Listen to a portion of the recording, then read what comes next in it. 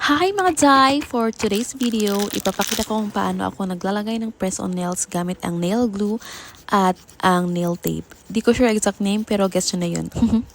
Tapos gawin natin siya ng preview comparison kung alin sa dalawa ang mas tumatagal, kung si glue ba or si tape. So yeah, let's start. First step is i-file muna natin ang nails gamit ang nail file.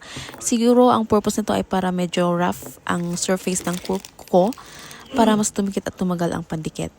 And then punasan natin siya ng alcohol pad para matanggal yung dumi at natural oils sa kuko na pwede makasagabal sa pagdikit. So ayan. So dito sa right hand ko, gagamitan ko siya ng nail glue.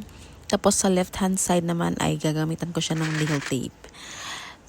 Tingnan natin kung alin sa kanila ang mas long-lasting, comfortable, at syempre mas bongga tingnan.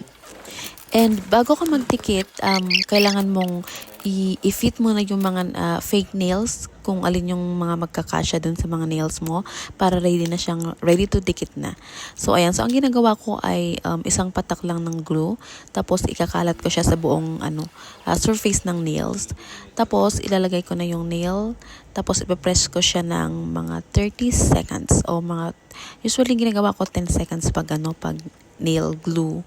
Pero dun sa nail tape, talagang kailangan kong i-press siya ng matagal, mga 30 to 45 seconds. So, ayan. Nailagay ko na dito sa right side. So, let's go naman dito sa left hand side. Gamit natin ang nail tape na to. Ito kakaiba yung nail tape na to sa sa ginamit ko nung huli. So before nyo pala paano i-secure yung yung natirang nail glue para may magamit kayo next time ay coveran nyo muna siya ng tissue or cotton bago nyo ilagay yung takip para hindi siya tumigas. So ayan naman yung ating nail tape.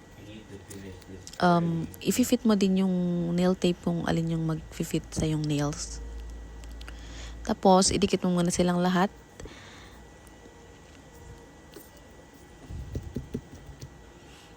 And next na gawin mo ay tanggalin mo yung paper, yung cover.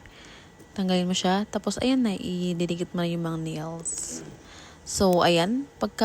Pagka-fit mo, ay ipapress mo siya ng matagal, mga 45 seconds yung ginawa kong pandikit dyan. Pero, syempre, kinat ko na kasi masyadong mahaba na yung ating video.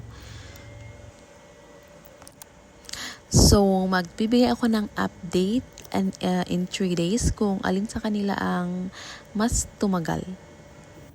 Kaya ba guys, anong gamit yung pandikit sa press-on nails nyo? Yung glue ba or yung tape? Let me know naman sa comment section. So, ito na yung ating final look. Pero bago yan ay lagyan mo natin siya ng cuticle oil para mas maganda siyang tingnan. Diba? So, ayan. I'll give you an update in 3 days and let's see. Thank you for watching mga Jai. Bye!